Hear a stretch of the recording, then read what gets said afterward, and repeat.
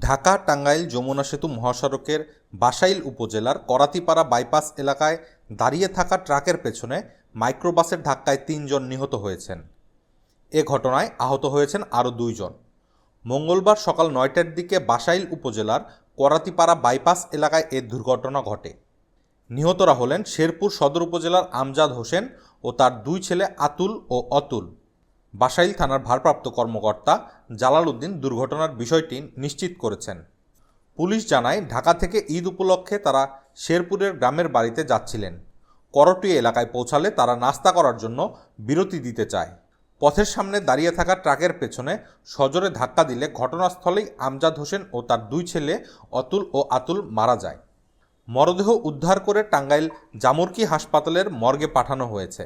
আইনি প্রক্রিয়া শেষে তাদের মরদেহ হস্তান্তর করা হবে বলে জানিয়েছে পুলিশ। রিপোর্টার্স 24, ঢাকা।